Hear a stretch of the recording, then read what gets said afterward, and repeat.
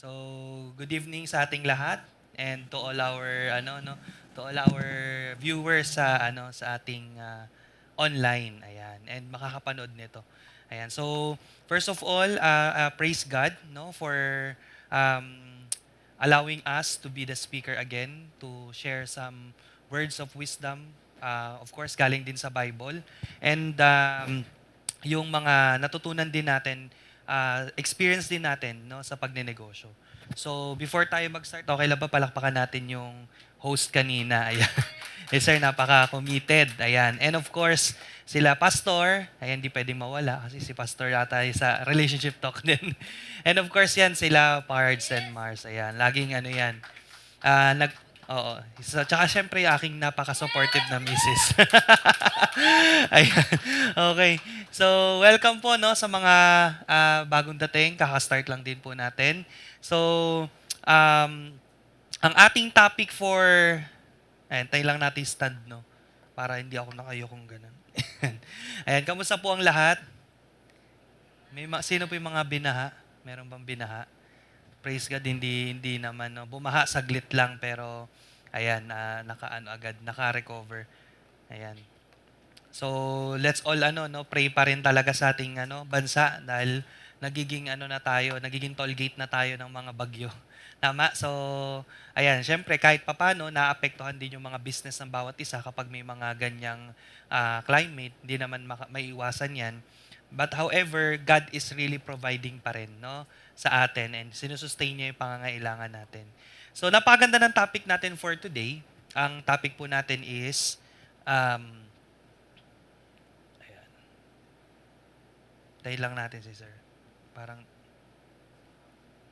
ano po ba? Naka-on na po.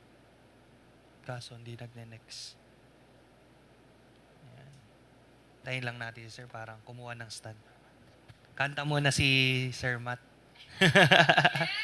Ayan, Sir Matt, singer no? Singer si Sir Matt.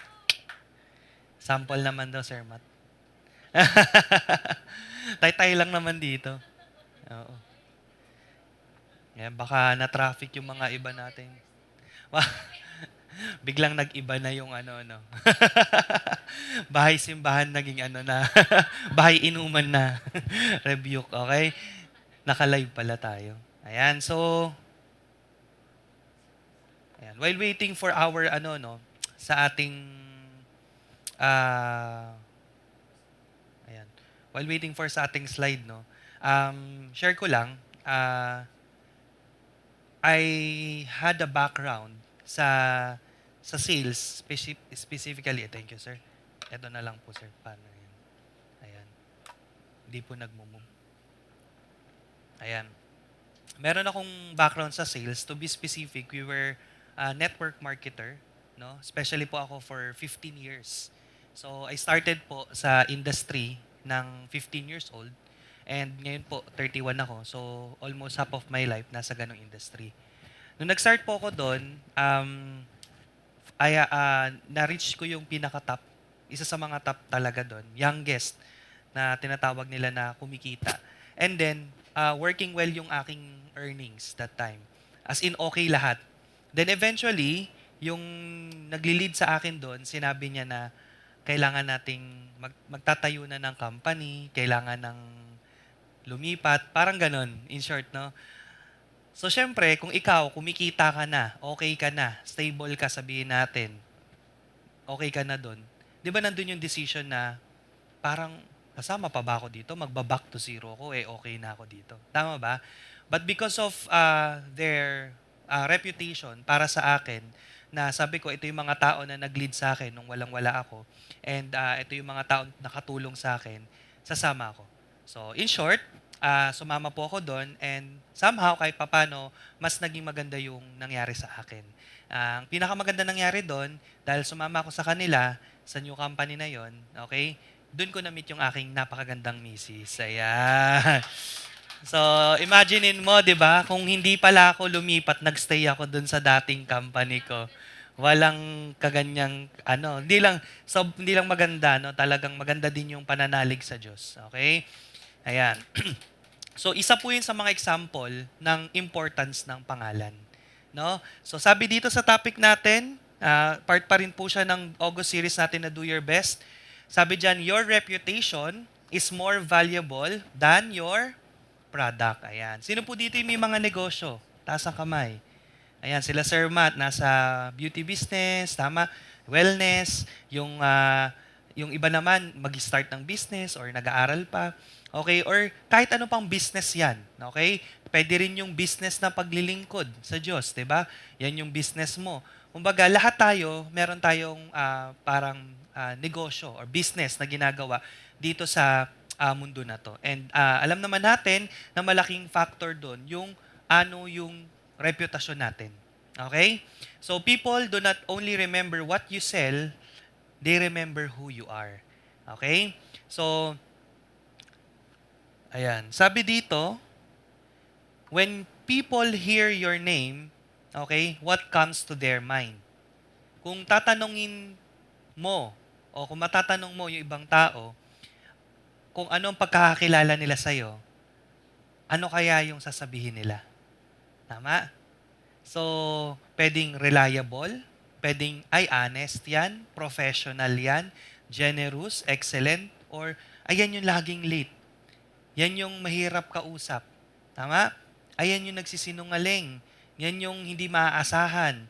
Careless. O, di ba? That answer matters because your name enters the room before you do.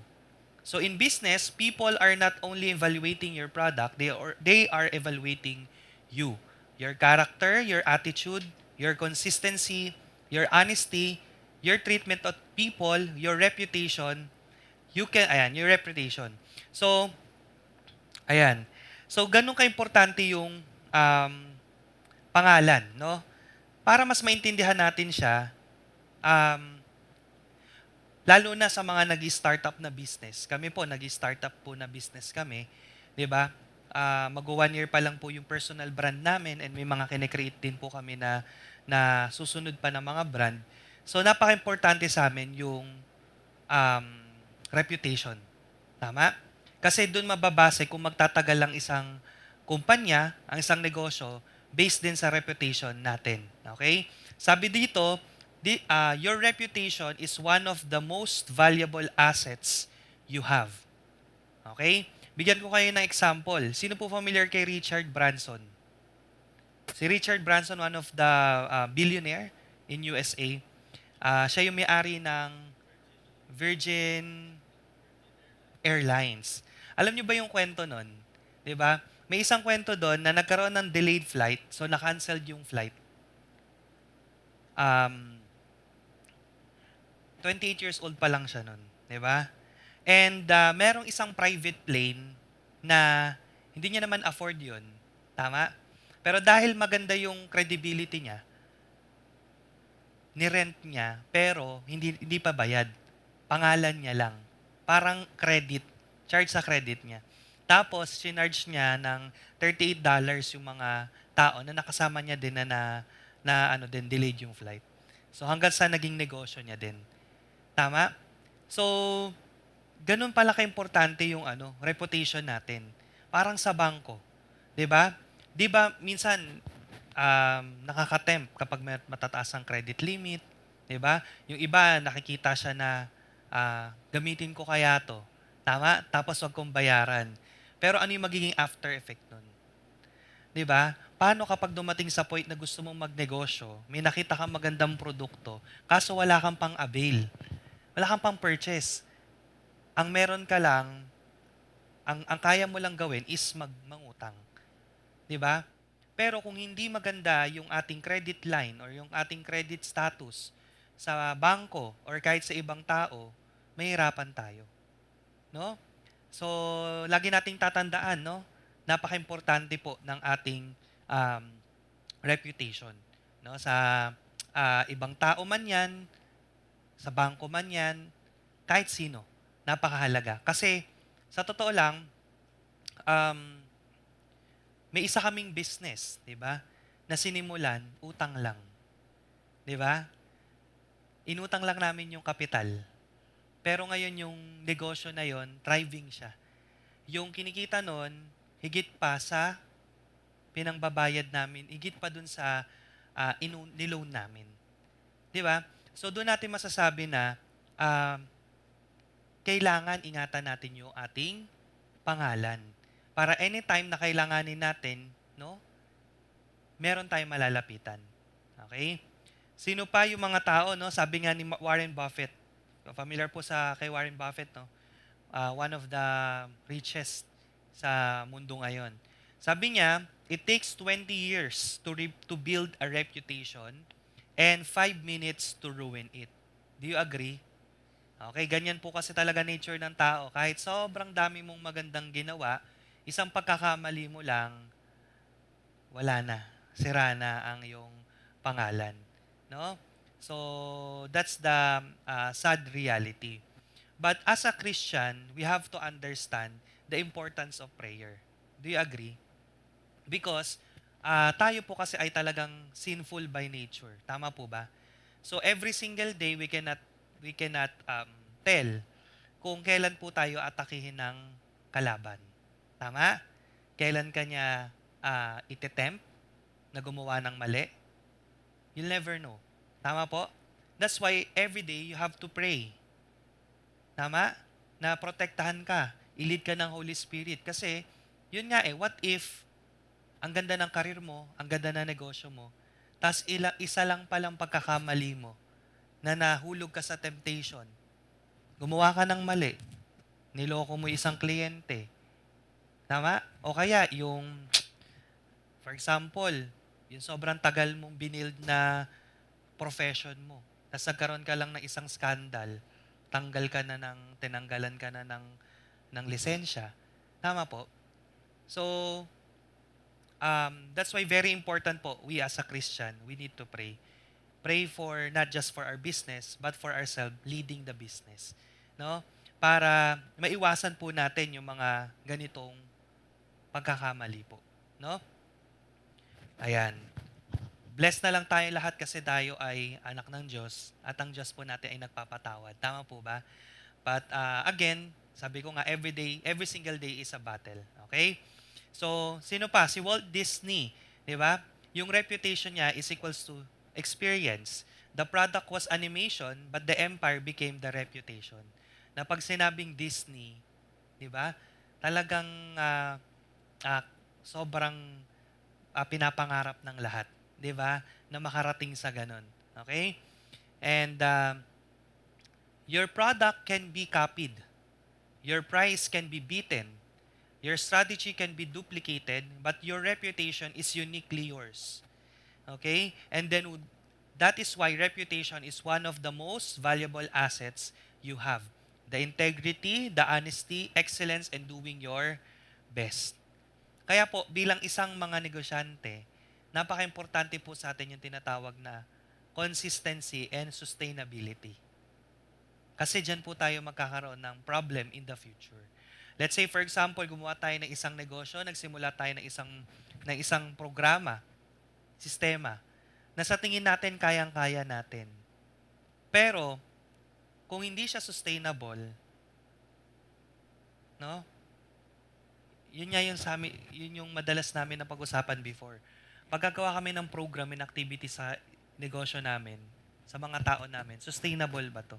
Kasi kung hindi siya sustainable, wag na natin gawin. No? Kasi baka hanggang umpisa lang tayo. Tama?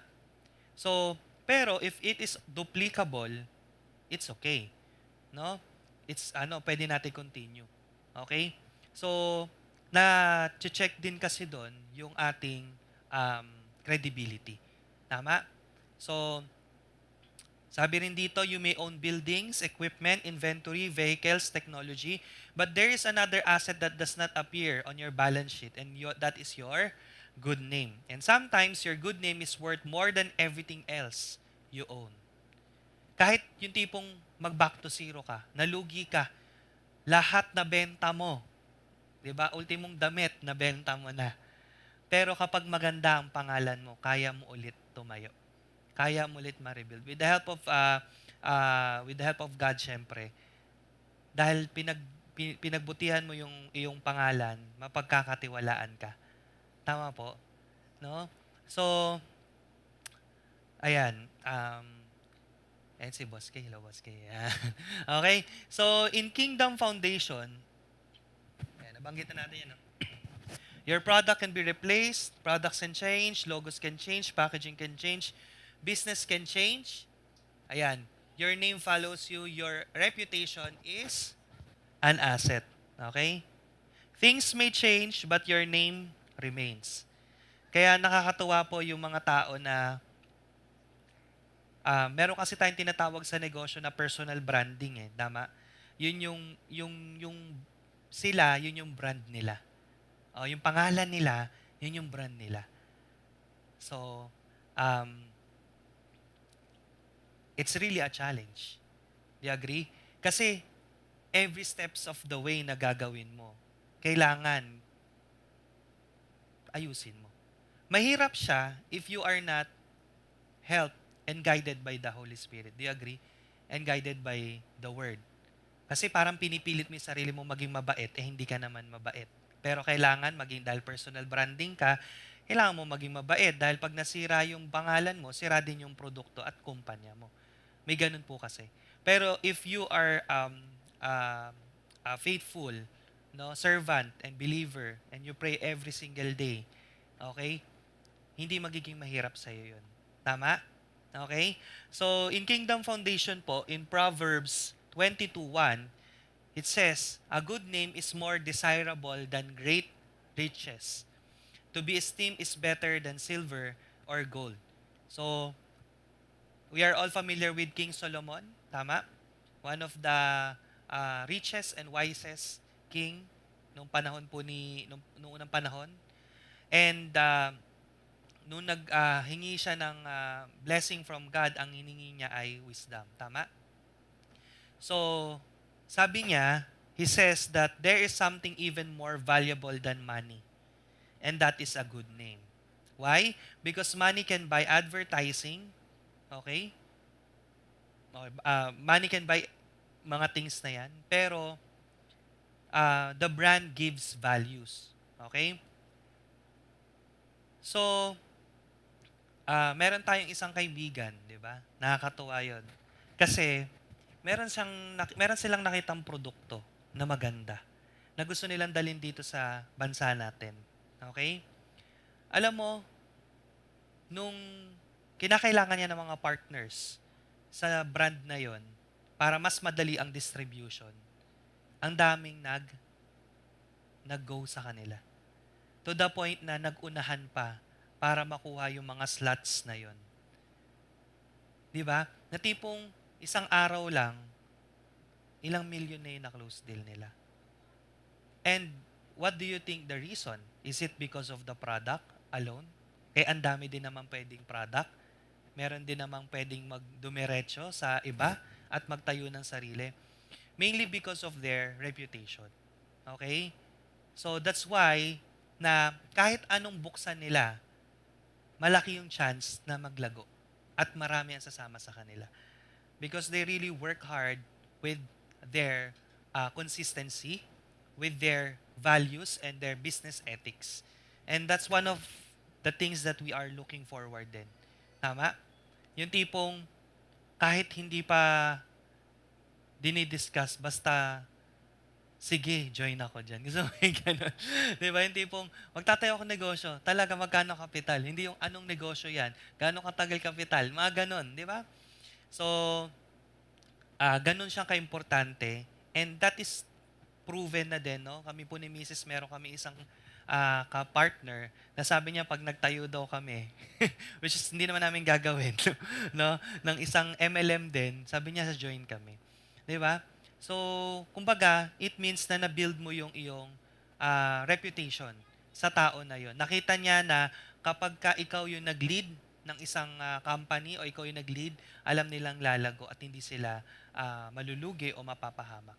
Okay? And it's really, hindi siya binibuild ng isang araw lang. It's a daily commitment. Di ba? Okay? So, sa negosyo natin, di ba, ano ba ang totoong, nakita ko lang to, nag-umappear lang. Real flex in business. The real flex in business is kapag yung customer or yung client mo nag-repeat repeat order. Tama ba? Kasi pwede naman magkaroon ka ng product, pero after nila matry yung product, after nila matry yung service, ayaw na nila. Hindi na ako babalik dun. Sinunog yung buhok ko. Diba may ganun, no? Hindi na ako babalik dun. Ang susungit ng mga, ng mga service, crew. Diba? Ayoko na yung ganun. Ang after sales, grabe. Tama? So, um, isa din yun sa mga importance ng magandang reputation natin. Yung, yung value na binibigay natin sa services or sa product. At isa pa sa mga magandang flex sa negosyo, okay, is kapag yung produkto mo, negosyo mo, serbisyo mo, nire-refer ka na. 'Di ba? Isipin mo na lang, um, nagbabayad yung iba ng milyon-milyon sa advertisement, sa ads, para lang may bumili ng kanilang produkto. Tama? Samantalang ikaw, word of mouth lang. Wala kang gasto sa mga malalaking advertisement, wala kang mga pa-commercial, wala kang yung mga pa-artista na millions din yung binabayaran. Dahil napakaganda ng produkto, napakaganda ng serbisyo, excellent, di ba? Nire-refer ka na, nire-recommend ka na. So, yun yung magandang flex sa negosyo natin. And in order for that to happen, syempre, it takes our decision na ibigay natin yung 100% best quality para sa kumpanya natin, para mag-reflect yon sa sa output ng ating negosyo. Ano yon? Magre-reflect sa product, sa system, sa empleyado, sa lahat. Okay? Okay. Sabi dito, money cannot automatically buy trust. Money can buy a beautiful office, but money cannot buy credibility. Money can buy followers, okay, but money cannot guarantee respect. A good reputation must be earned. Okay? In Ecclesiastes 7:1, it says, "A good name is better than fine perfume, and the day of death better than the day of birth." Di ba? Isa po sa mga pinaka um, ah, maganda pong mangyari sa buhay ng isang tao, no? Yung namatay natin na mahal sa buhay, pagka yung eulogy na tinatawag, familiar ba kayo doon? 'Di ba? Yung ang ganda ng mga nasasabi nila. Parang napakaganda, naging meaningful ang buhay ng tao na 'yon. 'Di ba? Kesa naman yung wala na nga umattend, wala pa nag-eulogy. dahil hindi maganda yung naging natin sa mundo. Tama po? So, uh, in biblical culture, expensive perfume represented value and honor. Yet Scripture says a good reputation is even better. What people know about your character has lasting value. Okay? Let's read the word from Matthew 5. Ayan, Matthew 5:16. Sabi po diyan, let your light shine before others, that they may see your good deeds and glorify your Father in heaven. So dito, alam naman po natin na hindi tayo basta nagnenegosyo lang para kumita ng pera. Kasi kung ang nagnenegosyo tayo, o nabubuhay tayo, naghahanap buhay tayo para lang sa pera, wala na po tayo dito. Hindi na po tayo nag-aaral ng salita ng Diyos. Tama po? So, this is a challenge for each and every one of us. Whenever we go outside and do business, nakikita ba nila yung liwanag ng Panginoon sa atin? Tama? The way we transact, the way we deal, no? Okay? Let your light shine. Okay? So our work should become a visible testimony. People should be able to see something different in a way we conduct business. Okay? So, the way we conduct business, we do it excellence. Okay? Kung kaya naman i-improve, why not? Bakit natin titipirin? Lalo na kung own brand mo yan. Di ba? Kasi merong mga negosyo, kagaya po namin, marami kaming franchise. Di ba? Hindi naman sa amin. So, wala kaming choice. Kung ano yung standard, yun na talaga. Di ba? Kahit may naisip kami, kung hindi yun yung gusto ng may-ari, wala naman kaming magagawa. Hindi naman yun yung brand. Eh kung ikaw may negosyo ka, tas ikaw yung may-ari ng brand, you are the CEO, you are the decision maker, you're the founder, why not give your 100% excellence? Kasi magma-manifest yan, magre-reflect yan sa magiging resulta ng negosyo. Also, the integrity. Di ba? The integrity, yung kindness, yung reliability, okay, yung ganong ka-reliable ang service at ang ating product, and of course, siyempre yung service natin. It says here, our reputation should ultimately point people back to God. Napakasarap po sa pakiramdam na naging successful ka, tapos, every time makikita nila, ikaw, nakikita nila yung Diyos.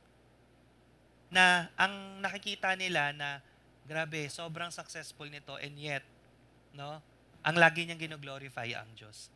Eh, hindi lang basta sa word, nakikita rin sa action nila. Tama po? So, because of that, mas napapadali sa atin yung maging fishers of man. Tama po? 'Di ba? Kasi gusto ko din 'yun eh. Alam mo naman ng mga tao eh. 'Di ba? Nature ng tao 'yon na mag-look forward sa mga successful na tao. Tama? Usually pag hindi successful, hindi papakinggan. Yan yung realidad natin. Ang tinitingnan muna, sino ba nagsabi nun, mami? Yung wala tayong choice. We are living in sila, Mary. May nagtanong kasi sa kanila, kailan bumili ng mga ganitong sasakyan, ganyan. So, hindi naman kailangan talaga in business. But somehow, syempre, ang mundo ay ang tawag doon? Judgmental eh.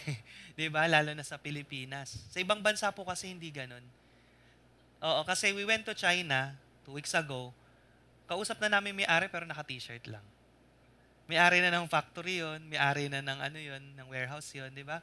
So, pero dito sa atin talagang ganun eh. Pero dapat maiisip din natin na hindi lang sa kung ano yung nakikita nila sa atin na material na bagay, kung bakit sila na-inspire sumunod o makinig. Kundi nakikita nila nagre-reflect sa atin as negosyante sa kumpanya natin on how we glorify our Creator. Do you agree with that? Okay? So, message. Ayan. Sabi dyan, no? Your strongest brand. Okay? Marketing tells people what you say about yourself. Reputation tells people what others say about you. People trust experience and people trust recommendation. Your reputation is your strongest brand. Okay? So many entrepreneurs spend most of their time building products but not enough time building their name. Okay? They invest in marketing. Ganito siya kasimple. Sa lahat ng gagawin natin sa ating kumpanya, ang lagi nating iisipin, nagre-reflecto sa pangalan natin. Tama?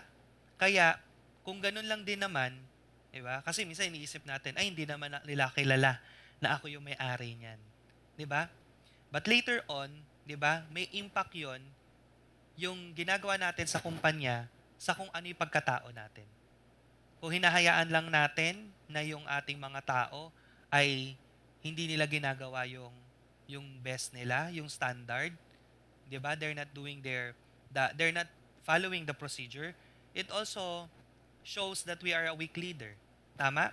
Because we cannot lead our people. We cannot tell them to do the right things. Tama? Or we allow things like that in our company or in our business, in our job. Lalo na if we are leading, no? Inaalaw lang natin 'yon. It means na, it reflects na nagpapabaya tayo. Okay? So, you can invest in marketing, advertising, branding, logo, social media promotion, but your strongest brand is still your reputation. Because marketing tells people what you say about yourself, reputation tells people what others say about you, and people usually trust the second one more, but reputation is built every time you interact with someone. So that's how we build our reputation. Base ito sa pag-interact natin sa ibang tao. So every time we promise, every time we send a message, how we talk to them, every time na may deadline, tama?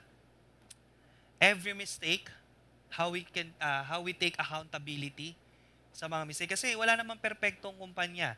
Kahit anong gawin mo, meron at merong mistake. Pero are you allowing it to happen again, or are you going to do certain action na ma-secure na yung pagkakamali na yon hindi na mauulit or ma-experience ng isa pang kliyente, no? Every customer complaint, how we handle with that. Tama? Kasi kung tayo lang, syempre gusto natin ingatan yung customers, tama? Pero minsan yung mga empleyado natin, hindi sila marunong paano mag-handle. Tama? Meron ako lately lang na isang client namin, nagpapaship siya abroad. Tapos, galit na galit siya kasi nga, ba't daw may tax? May bayad na daw ng shipping fee, bakit pa daw may tax? So, hindi naman namin control na may tax na ngayon sa US na pag nagpadala ka. 'Di ba? So, hanggang sa nakarating na yun sa head office, nagmemo na sa head office. So, pag-check ko dun sa conversation, hindi niya pala napapaliwanag ng mabuti. Hindi na satisfied yung client. Tama? Sa sagot niya. So, sino may kasalanan? Siyempre, tayo. Yung employer. Hindi naman yung empleyado. Kasi unang-una, hindi natin siya na-train pagka nangyari yung ganong sitwasyon. So, ano yung dapat sabihin? Okay? Kaya, para ma-make sure natin sa susunod, hindi na siya maulit. So, as a owner, ako na mismo yung direct na nagpaliwanag. Ayun, tumahimik na siya. 'Di ba? Mas kumalma na siya. 'Di ba? So, minsan ganun 'di ba? Ihayaan na lang ba natin 'yan, 'di ba? Yung mga complaint na 'yan. Kaya nga yung iba po no, ang ginagawa nila, meron pa talaga silang pa-survey, no? Actually, yung mga malalaking kumpanya at mga mga big companies na magaganda yung reputation, yun yung nakita kong common sila. They are really after sa feedback. Kasi alam nila sa feedback, dun sila mag-grow.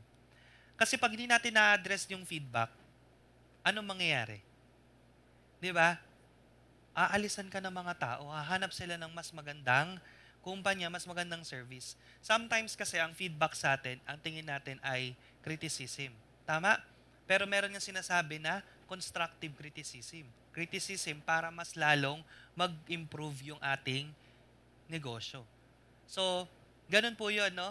Wag na wag natin hayaan na yung pagkakamali ng kumpanya natin, yung mga complaints na yan, yun yung magdikta ng future ng company natin.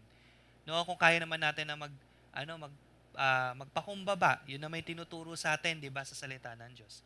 Every payment, every agreement, every conversation, all of these are building your name. So the question is, what kind of name are you building? Okay? So we have principles here. Ayan. Na pag-usapan po regarding sa topic natin. Number 1, your reputation is built by what you repeatedly do. So, hindi siya yung ngayon mo lang ginawa. Bukas iba naman. No? So, ito yung nagiginagawa nating paulit-ulit. Okay? Reputation is not created by one advertisement. It creates by patterns. If you repeatedly deliver, no, people call you reliable. If you repeatedly tell the truth, people call you honest. Hindi ka naman pwedeng, halimbawa, nakita mo yung tao, alam mo, honest yun. 'Di ba? Isang beses lang. 'Di ba? Madalas, before natin sabihin na isang tao ay nagsasabi ng totoo, 'di ba? Tinitingnan natin yan paulit-ulit. Chine-check natin yan. Tama? So, if you repeatedly help people, people call you caring.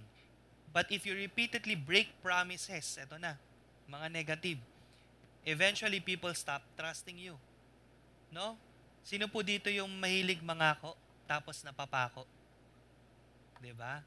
O may kakilala ka na nangangako tapos drawing. 'Di ba? So kapag ka ganon, syempre, ang reputation natin is dalawa kasi reputation pwedeng good or bad. Tama? Parang influence lang. Pwedeng good or bad. So, pwedeng ganun yung reputasyon mo sa mga tao sa nakapaligid sa'yo kapag lagi mong binibreak ang promises mo.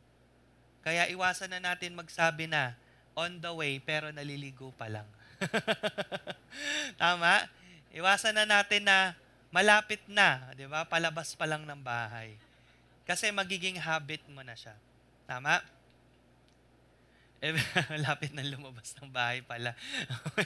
Eventually, people stop trusting you. Example, you tell to your customers, tomorrow po deliver. 'Di ba? Yung pala, 'di ba, maraming bukas pala. So, tomorrow comes nothing, then you say, next week po, next week comes still nothing. Eventually, the customers no longer believes your word. Oo, parang ano, 'di ba? Sino dito yung may utang sa kanya tapos hindi binayaran, 'di ba? Ayaw niya magtaas, makakatabi niyo. Okay? So kapag ganyan, 'di ba? Ah, hindi mo na pahiramin eh. Tama po ba?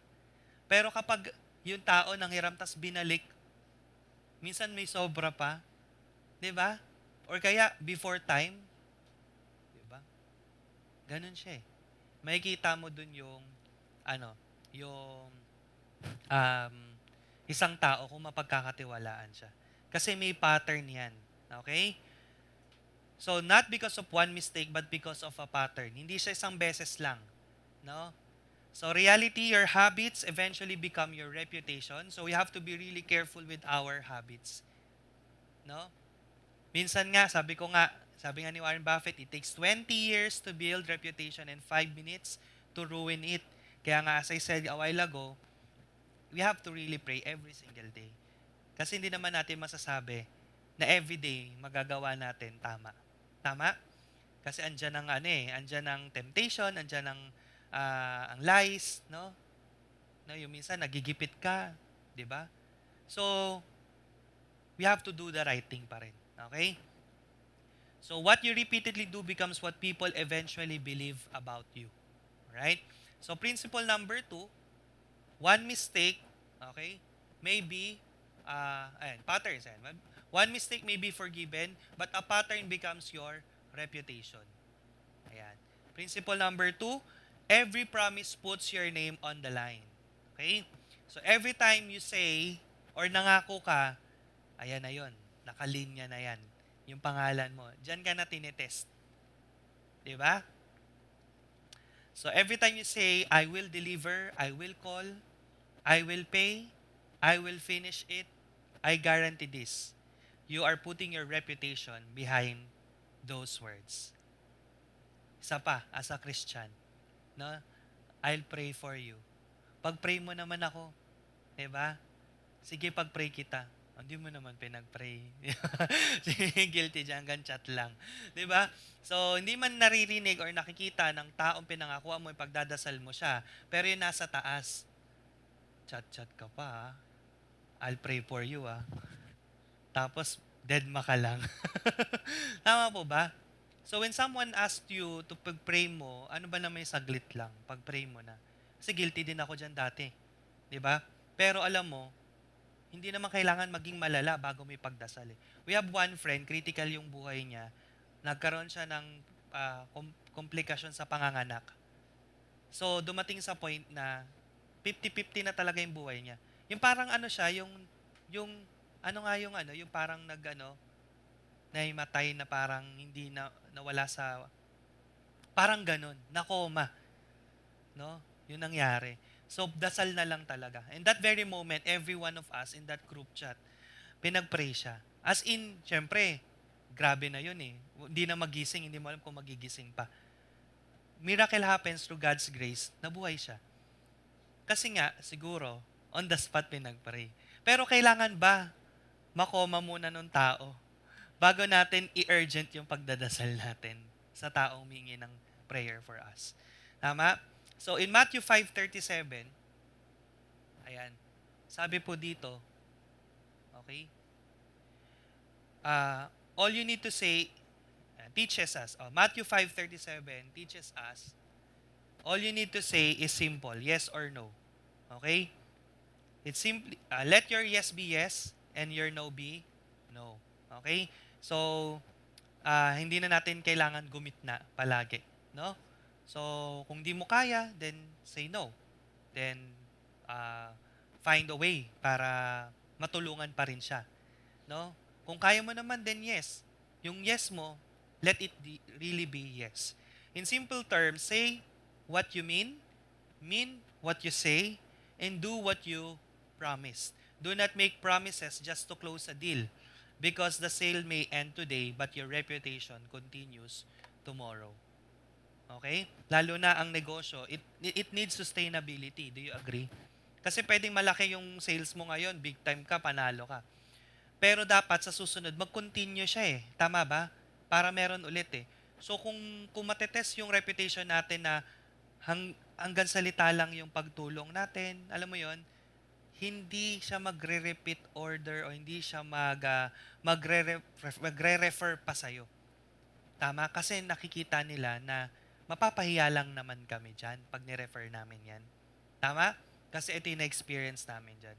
So, sometimes business owners promise impossible deadlines because they are afraid of losing the customer. May mga ganon. Mas okay na magsabi ka ng totoo kesa yung magsasabi ka ng deadline tas hindi pala kaya. No? So, maraming ganyan. Usually sa construction. Parang halos lahat ata sila. 95%. Di ba? Nagsabi ng deadline. Laging merong adjustment. Hanggang sa nasanay na lang yung mga tao na laging may pa-extension. Di ba? So, pero, imagine mo, gumawa ka ng project. Maganda, pulido. Tapos on time. Kung kailan mo sinabi na tapos. Sigurado, i-refer ka niyan. At mas maraming kliyente ang magre-refer pa sa'yo. So, ganun ka-importante yung reputation. Tama? Huwag lang tayo magpabulag sa isang sale lang. No? Sa isang one-time, big time. Okay? They get the sale but they fail to deliver what they really gain. Diba? Revenue today, distrust tomorrow. Reality, every promise is a test of your credibility. Yung mga promise. Truth. Okay? Ayan. So, never promise what you are not prepared to deliver. Okay? Kaya ang papansin nyo, no? Merong mga, usually sa restaurant, pansinin nyo, 20 minutes po waiting time. Okay lang po sa inyo. Pero 10 minutes lang yun, minsan 15 minutes. Mas okay na kasi na ganun yung gawin nila kesa na sinabi nila 15 minutes as well tapos magwawala na yung customer. Kaya pag sinasabi lang 20 minutes, go pa rin ako kasi alam ko 10 minutes lang yan. Minsan nga mabilis lang. Usually sa mga fast food, ganun, di ba?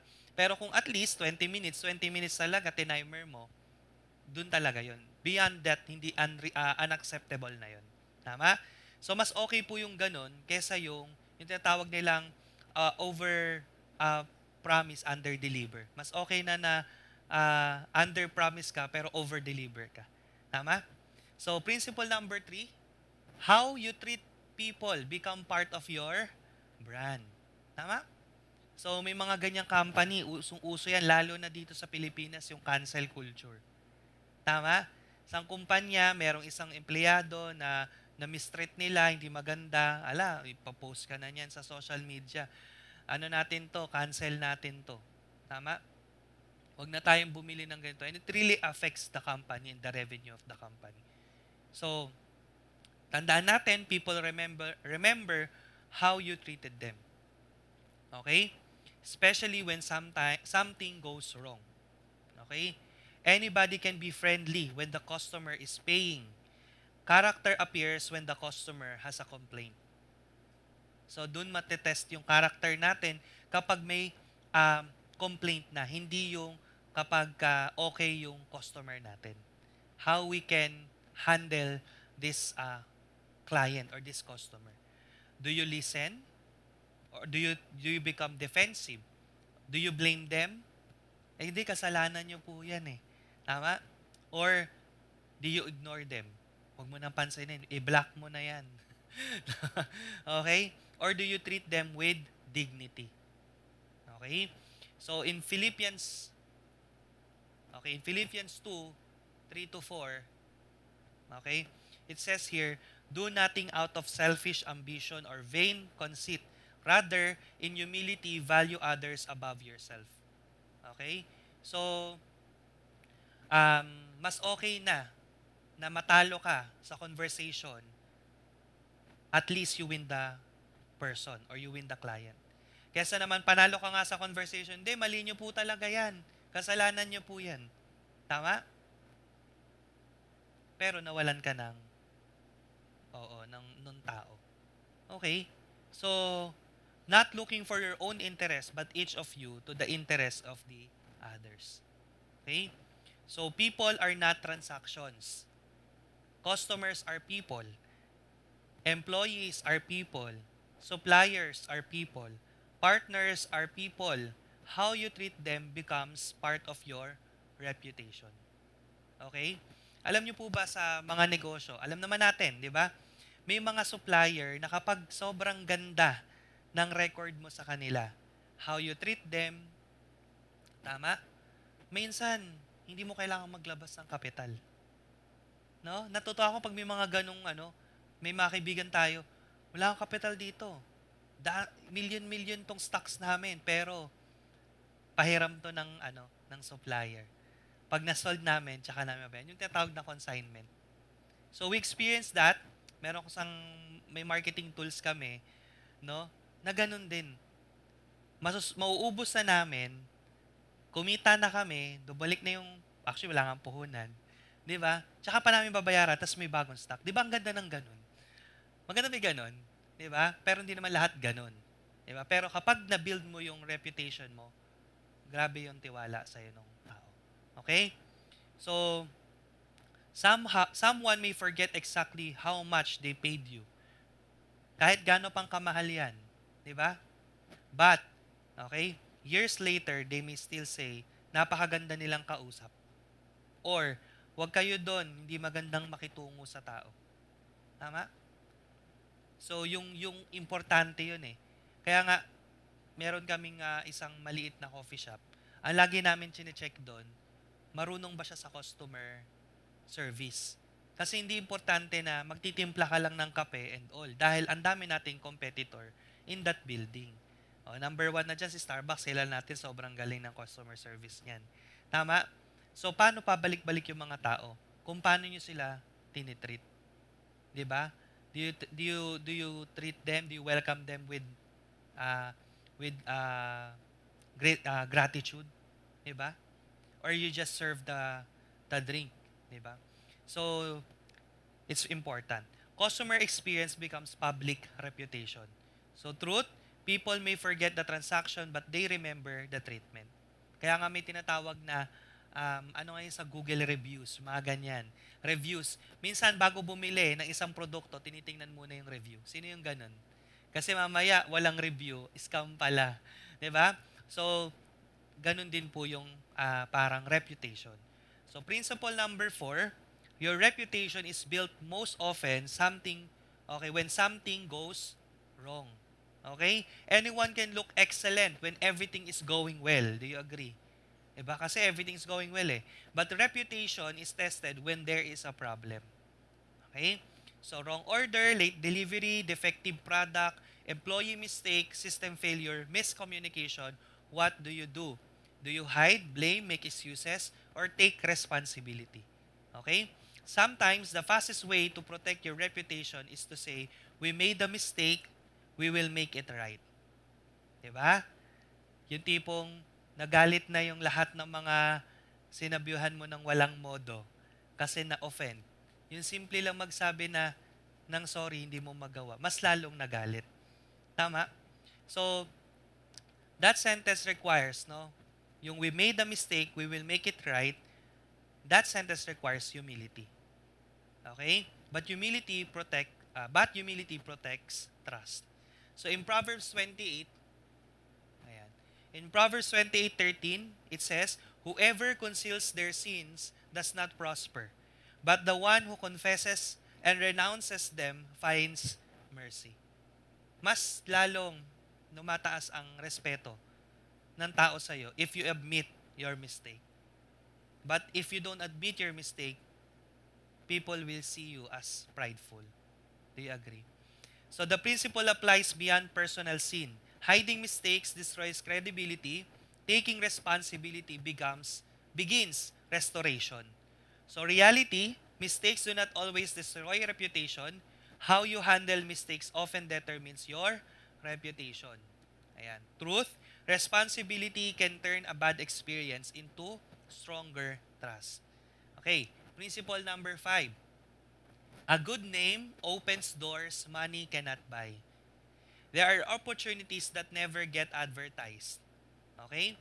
People simply ask, do you know someone who can trust? Then people can refer you. Okay? Somebody says your name. Dito ka, ang ganda ng ano dito. Etong tao na to, kunin mo. Dito yung, eto, may project kasi ako, kailangan ko ng ganito.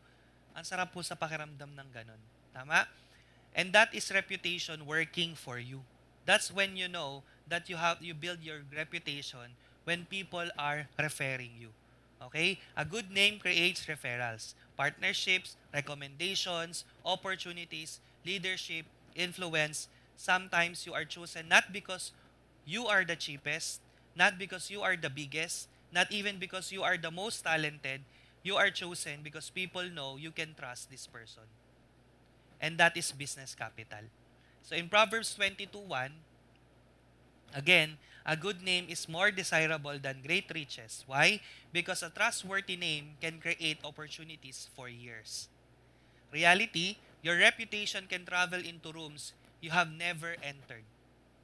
Truth, when people trust your name, opportunities begin looking for you. Yung na-attract mo na yung opportunity sa'yo. No? For the final truth, your product matters. Your service matters. Your marketing matters. But your reputation carries all of them. Okay? A great product with a terrible reputation will struggle. A talented person with no integrity will eventually lose opportunities. Magsasara yung mga pinto para sa kanya. A strong business with broken trust becomes weak. So protect your name, guard your character, treat people well, admit your mistakes, do excellent work because long after people forget your advertisement, but they will remember what your name represents. For our closing, ayan. Do not spend your entire life trying to become rich and lose your good name in the process. Because money can return, products can be replaced, business can be rebuilt, but damaged trust can take years to restore. So ask yourself, when people mention my name, what do I want them to say? So kung gusto po natin, ang tingin sa atin ng tao, mapagkakatiwalaan, mahusay, maaasahan, then let's start doing those words that we admire, put into action, and decide to do it every single day.